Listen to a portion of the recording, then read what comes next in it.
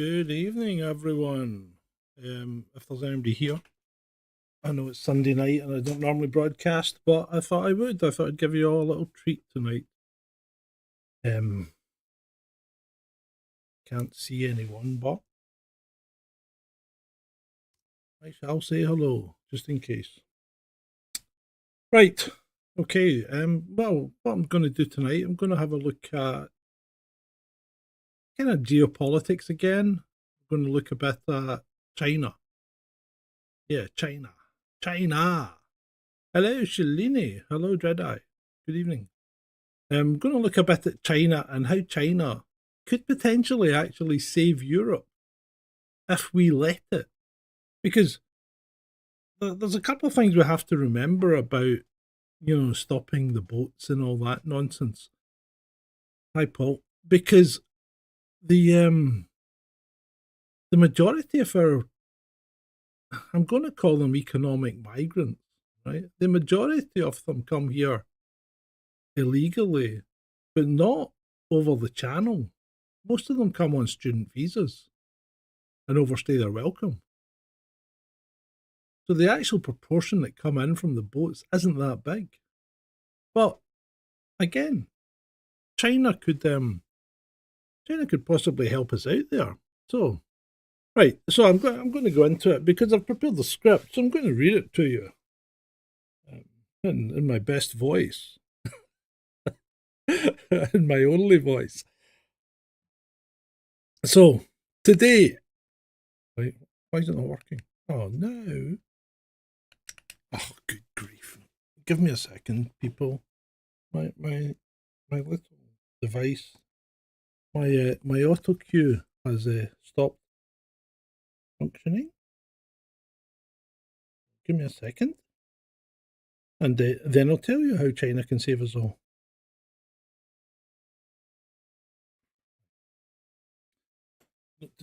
Don't set everything up half an hour beforehand, and then don't touch it for the next half hour. Right, we're working now. Here we go. Right. So today we're going to go a bit into geopolitics. No cryptids or conspiracy theories here. We're looking at what might be one of the most interesting geopolitical puzzles of our time. Can China actually help Europe deal with its African migration crisis? And let's go back in time a little. Let's start with some mind-blowing numbers. Back in 1900, Africa, as a continent, had about 140 million people, while Europe was the population heavyweight. Germany alone in 1900 had 56 million people, while the entire country of Nigeria, yes, where the princes come from, had only 19 million. If we fast forward to today, how has that flipped? Africa now has over 1.5 billion people. That's a tenfold increase. Meanwhile, Europe's barely grown at all. It's gone from 693 million in 1980 to about 745 million today. Nigeria today now has 225 million people. Germany has 83. Now,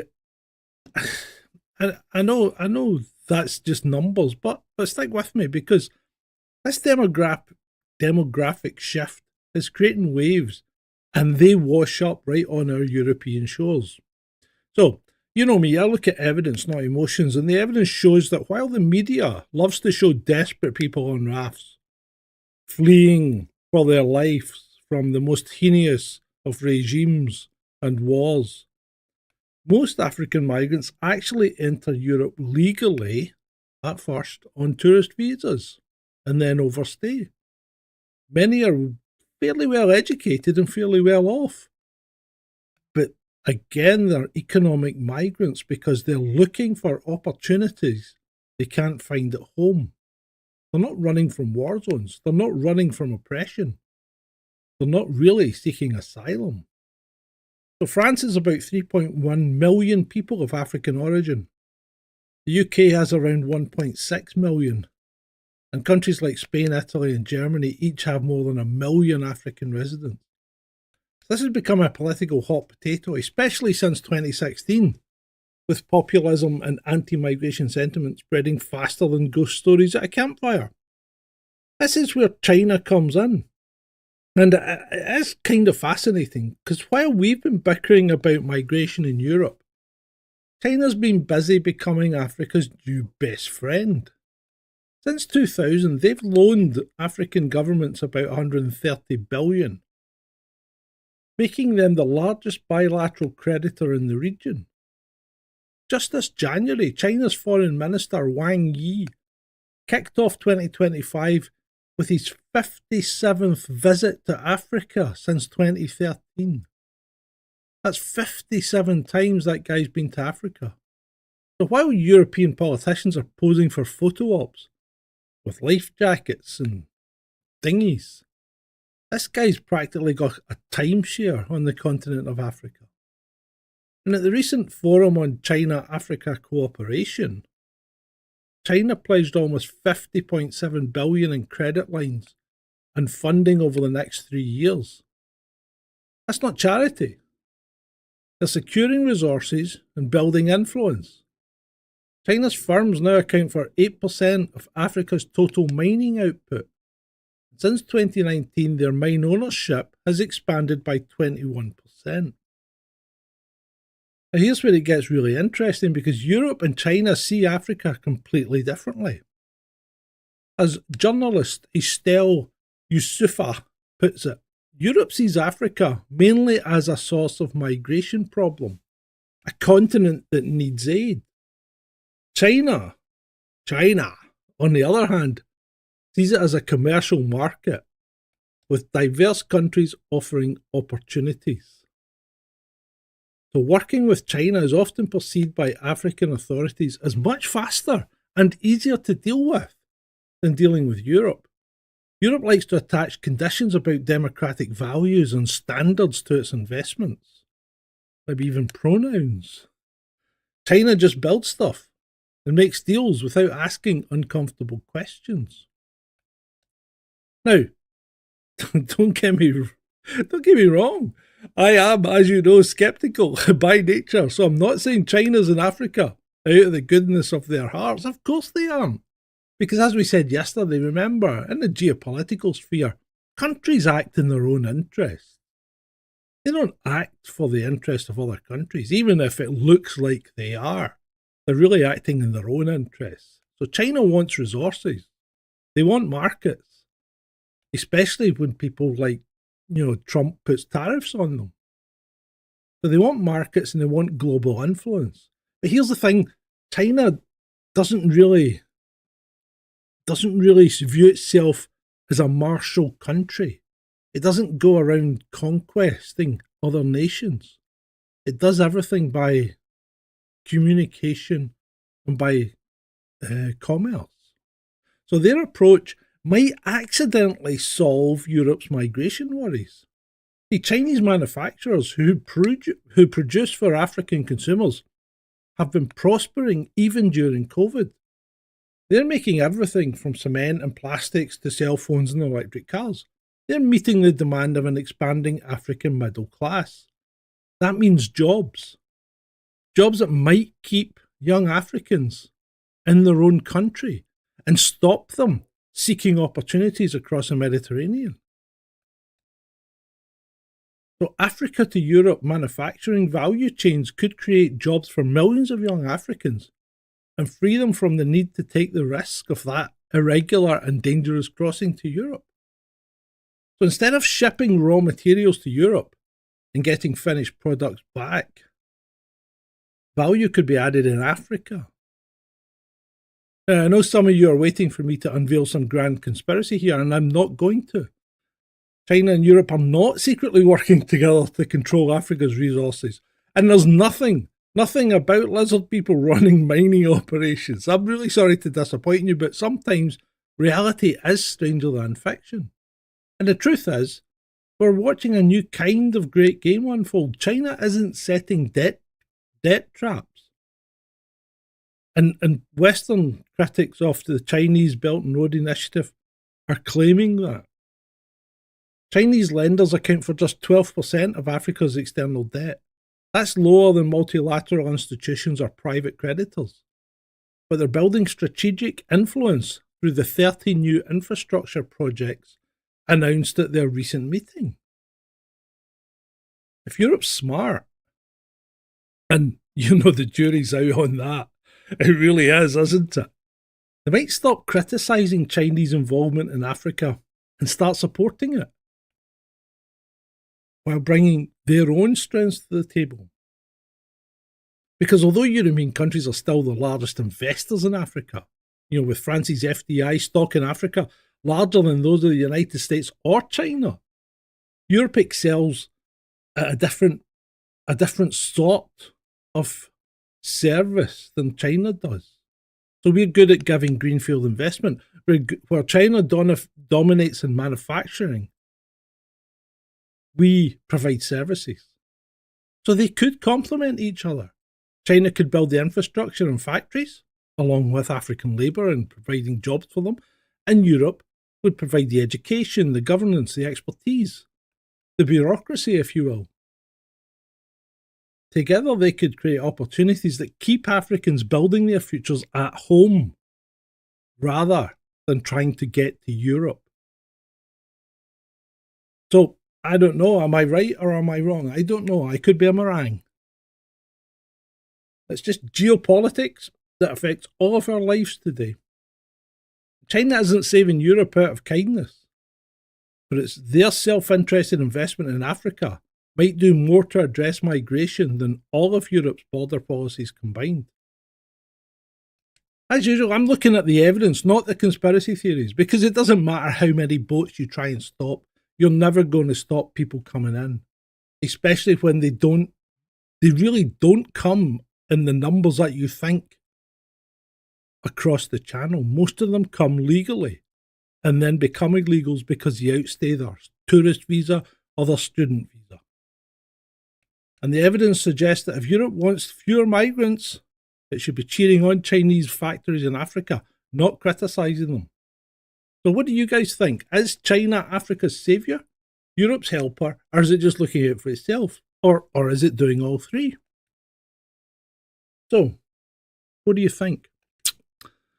Let's see. Who have we got? Shalini, Dreadeye, Paul, Espresso Mechanic TV. Hi, how you doing?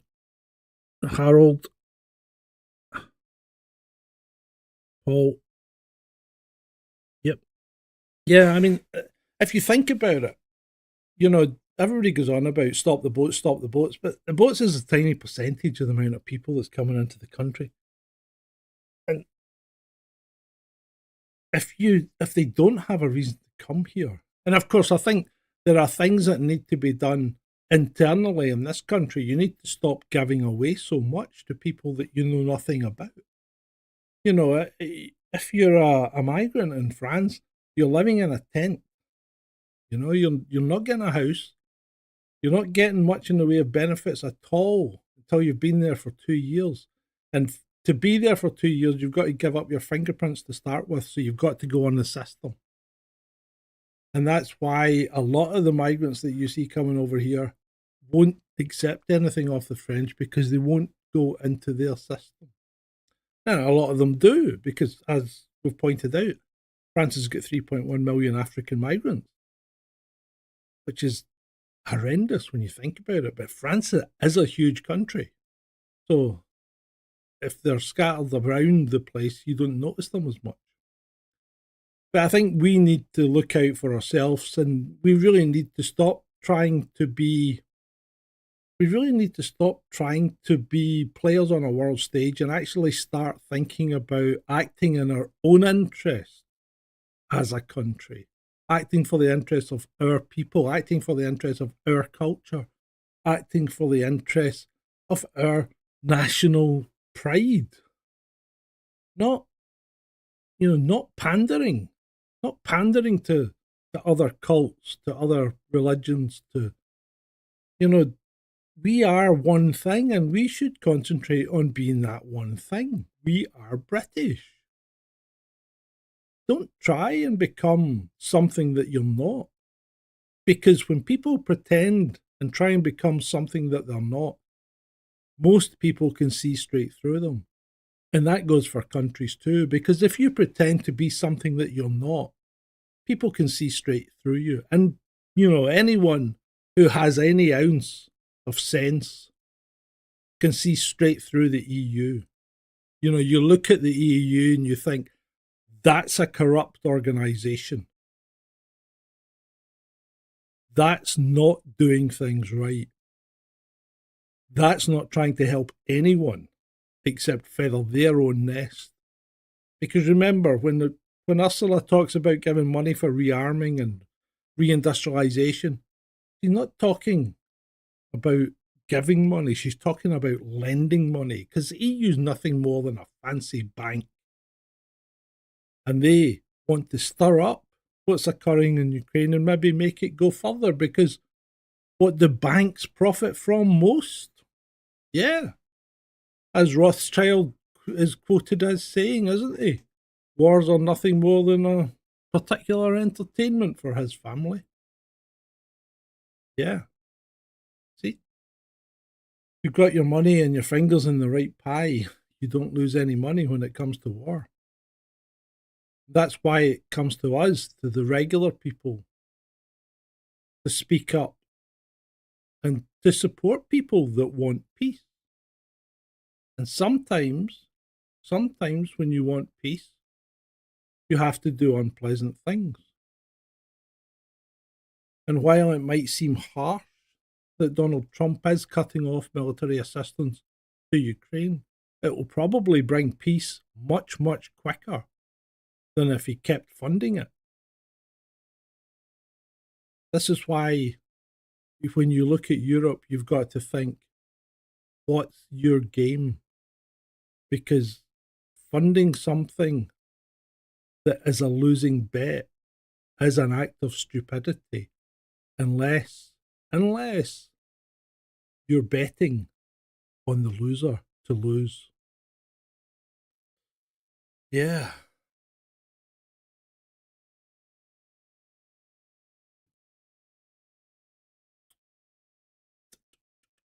Well, I don't think our politicians have done any different, Paul, from any other country. In fact, some have done worse than us. Germany and China, Germany and France are like crazy. You get an incredible amount of people on board, and I mean, look at Italy and Spain; they're still getting swamped. So yeah, I think everybody's actually got the same problem. It's just you always hear about things closer to home than you do abroad. And then you do have to wonder, obviously, about the people that come so far to get to the UK. But then again, that's probably a combination of things like, yes, we appear to give way better benefits than any of the other countries. So those that can will make that extra step. And two, a lot of the people that are coming from Africa are coming from former British colonies. And because a lot of them are coming from former French colonies, so they're maybe staying in France. That's maybe why Africa's got France has got 3.1 million African migrants, because they probably speak French in Africa. So that's my thought for this evening. I was giving that some thought this morning. Came up with that. So it's all about Belt and Road, and Belt and Road is this initiative that China have that acting in its interests. It's basically trying to expand its market into other places, like Africa, but not just Africa, because the BRI, or the Belt and Road Initiative, has 145 countries signed up to it. 2 recently left. One of them was Italy. Italy was signed up to it, and Panama was signed up to it, and they too have left. I don't know why. But Russia's in it, Iran's in it, all the Baltic countries are in it, Estonia, Latvia, Lithuania, Netherlands is in it, I think Finland's in it. 145 countries. There's only, how many countries are there in the world? 186? So It's easier to say the ones that aren't in it, and even New Zealand's in it, Austria's in it. So yeah, the BRI is quite a big thing. So they've signed basically a letter of understanding with China that they will help each other out on certain projects and allow certain things, probably tariff free. It's quite interesting. Quite interesting when you dig into it. And China's as I said, it's not a martial country. It doesn't really go about conquering other countries. Russia does. UK does. America does. We're very martial countries. Japan's even a bit of a martial country. They used to do that as well. But China's not. China plays a long game. China'd rather sit you down for tea and make sure that you buy everything that they're selling you. So, anyway, I think that'll end that part on China. Is there anything else? Europe's in a real mess. That's what you're right. It is, Paul. Europe is in an incredible mess at the moment. Um, it's shocking, and our our growth rate, as I've pointed out at the beginning of that skit, is poor compared to Africa. But the question is, do you want to? Well, it's not going to matter the way things are going. The population's more likely to collapse than it is to expand to the point where there aren't enough room for us. Because I know this sounds crazy, but 8 billion people isn't a lot of people on a planet this size. There are plenty of open space. You go into the Highlands of Scotland, and I think you've got something like 8 people for every square kilometre, which is pretty low. Pretty damn. Is that square or square mile? I can't remember, but there's pretty low. So population collapse is more on the cards, and people have pointed this out on a number of occasions. Those that are pointing out that we're running away with population are wrong, because all you need to do is look at the figures, and it's telling you that population is going to collapse in about 50 years, and then the figures will start trending downwards really quickly. That will be a challenge, but it won't be a challenge for me. Maybe a challenge for some of you, I don't know, but it won't be a challenge for me. But there you go. What would you do? What would you do? I see the world's still mad. I see that Kursk has effectively fallen now. And to me, that was a disgusting misuse of manpower and a traitorous act on your own army to leave them exposed in that position when everyone in their ante could see what was happening. Everyone knew that they were going to get cut off. And to allow that to happen is just disgusting. Absolutely disgusting. So you've got in the region of anything between 4,000 and 10,000 troops stuck in Kursk. So they've no option but to surrender. All for what? A PR stunt?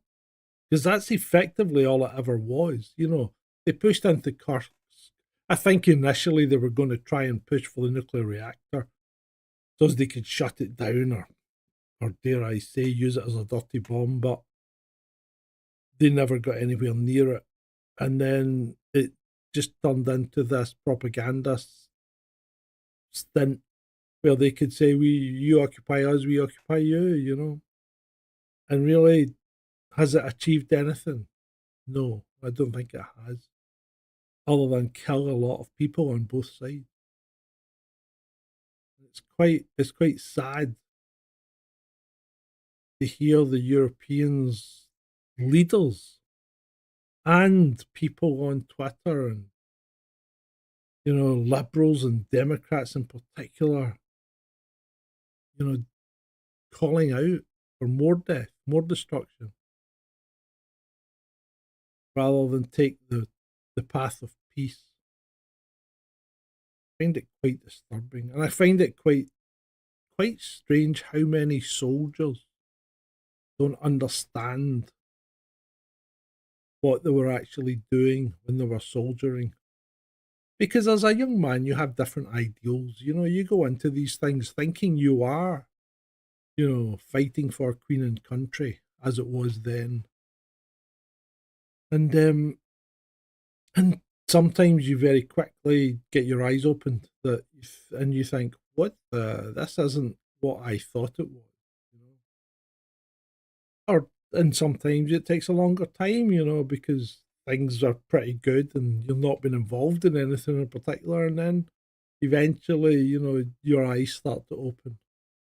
But to go through, to go through any decent length of service as a as a cop, or as a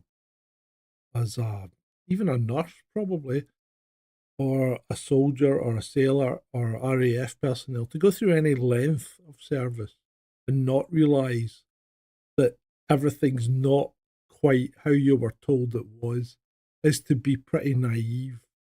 Like that guy that was on BBC Question Time, the one that looked like the Beaver. I mean, he said he was an ex-military veteran, which means nothing really. It means you were in you were in the services at some point. How long? We don't know. Did you serve anywhere that saw action? Don't know. What was your role? Don't know. And everybody claps and when he says that it's disgusting what Trump's doing, trying to negotiate some kind of peace. And I can see what Trump's doing, because what he's trying to do is he's trying to get Zelensky to admit that he's going to have to bend a little bit. And yeah, the problem is Russia had already done all that. They had done that at the very start when they were ready to sign that agreement. They weren't even going to keep the Donbass. But no, we had to change that, didn't we? But there you go. There you go. Right. Anyway, I think that's enough. I'm going to play you out, people. One's on the vertical stream. I'm going to say goodbye because I can't. You can't get the same. You don't get the same experience for the music vids because they are full screen. So I'm not going to cut a special. I know I love you dearly, but I'm not going to cut a special one for you. So goodbye, vertical streamers. It's been nice and great.